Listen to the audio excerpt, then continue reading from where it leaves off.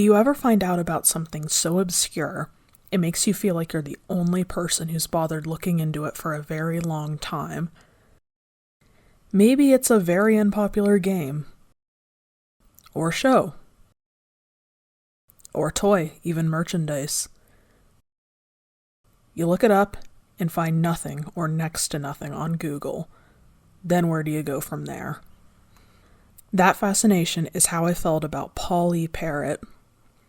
Parrott was an extremely obscure pizza restaurant in Phoenix, Arizona. They had animatronics and were open for several years in the 80s. There is no photos of them, let alone video, little recollection online if any, and the only footprint they had for the longest time was a newspaper ad. I took it upon myself to research it a couple years back, and although I didn't unearth the animatronics or any too major of discoveries, I think I have a basic story for the place figured out, and have found out about some lost media that can be searched for. So, let's get into the history of this place. Parrott opened on July 16th, 1982 in Phoenix, Arizona, in the Christown Shopping Center. The formal address was 1810 West Montebello. It is sometimes referred to as Parrott's Pizza Place, or Pizza N Games. They had the tagline, "Because we believe there's a little bit of kid in everyone." Important to note is that the character's name has a unique spelling, with 2 R's and 2 T's, giving the restaurant a name slightly different than how you would spell the animal's name. Inside the restaurant, we know they had pizza, games, an ice cream counter, and, of course, animatronics. Lots and lots of small restaurants tried to capitalize on the Chuck E. Cheese and showbiz craze, to the point that it became its own fad and restaurant genre entirely. They followed the standard of arcade cabinets and pizza, with pizza being cheap to make, and arcade cabinets bringing in extra money compared to the free entertainment like live shows and animatronics. Speaking of the animatronics, let's see what info we can gather about the ones used in this establishment. We can see artwork of the characters in various newspaper advertisements that have been found, and we can only guess that these are the characters brought to life through animatronics. There's Paul, of course, and his friends, which appear to be a trumpet-wielding raccoon and a banjo-playing panda. Some later advertisements show a bunny holding a tambourine. To quote a review, "This fun floor show, for kids of all ages, comes on every 15 minutes. Parrott and his band of furried forest creatures would perform one of 5 songs from their musical repertoire, or, by special request, their own humorous version of the birthday song. Keep in mind, this is when the birthday song was copyrighted, and original songs such as Birthday Star and Sal's Birthday were played to combat this. Also in this article I just read off is this closing statement saying that Parrott is a subsidiary of Mortronic Inc., to quote, "a national distributor of video games and a member of the stock exchange. Therefore, only the latest in electronic games with high-tech video are available." Interesting, we have a lead on who owned this establishment. We'll get back to it in a bit. The animatronics are referred to as animated computerized puppets. That isn't too weird of a way to refer to animatronics back in the early 80s, but it makes me wonder if these were primitive animatronics with limited movements, almost appearing like puppets. Characters that were not made by one of the big companies and operated in local establishments often were shoddily made, and leads me to think maybe this was a low-budget show. I've looked through old catalogs and photos of animatronic companies' work from years past and haven't seen anything resembling Polly, either off the shelf or a custom one-time show.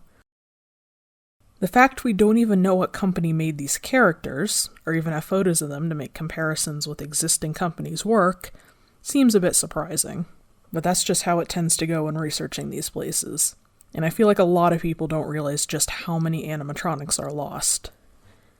Now back to the timeline of the restaurant. Parrott was open at the mall, and ran all sorts of promotions and parties for their guests. Throughout 1982, we see job hiring classified ads, fundraisers, coupons, and more. One thing we see several mentions of is Wallace and Ladmo.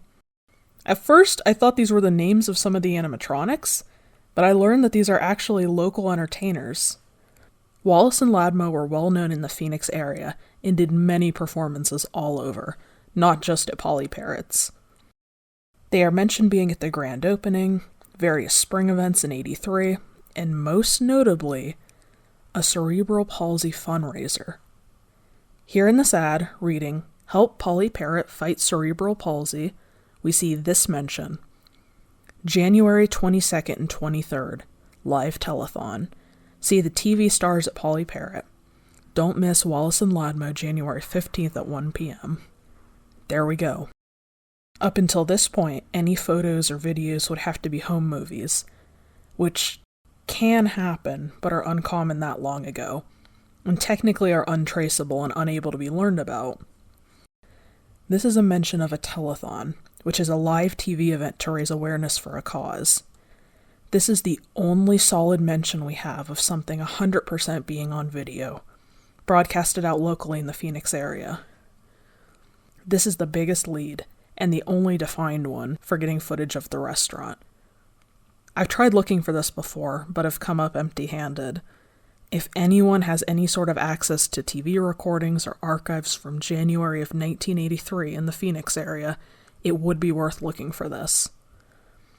Into their second year, the restaurant was not doing well.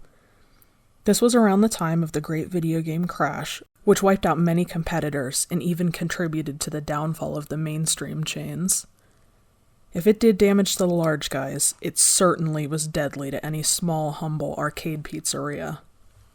They were able to hang on throughout the majority of 1983, but in the fall, they had no choice but to close. On October 3rd, a public auction was held to sell off all the remnants of the once vibrant place. Advertisements described kitchen equipment, arcade games, tables, chairs, and soda machines, and a complete animated show. After these last few ads, we see nothing more of Polly Parrott again. This is the last time it was publicly mentioned as an establishment. Christown Mall, surprisingly, is still open today. But due to the nature of it, the space has been reoccupied several times, and it's hard to pinpoint even where exactly on the outside of the mall it was, if that part is even still there, or if it looks like the photo. But now that we know about the short legacy, where can we search to learn more, find a possible interior photo, or most importantly, find the fate of the animatronics? Many animatronics are scrapped or just thrown out when a place closes, but lucky for us, we have the auction listing showing they were put up for sale. That's off to a good start, knowing we at least have a starting point. But they could have gone to anyone, and there isn't many clues, except this one line: "To be sold subject to owner's approval."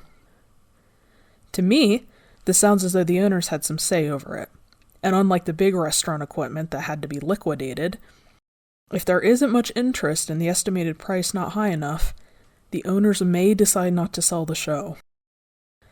I haven't seen this written in too many other animatronic liquidations, but it's the explanation that makes the most sense.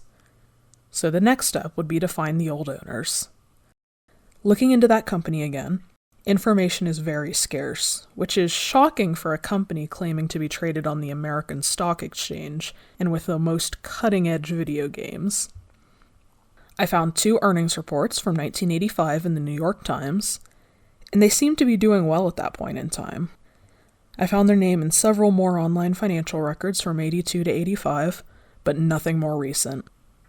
They most likely went under in the mid-80s, and even if the company was around today, Polly Parrott was most likely an acquisition made to get a new arcade for their games, as the company distributed game cabinets.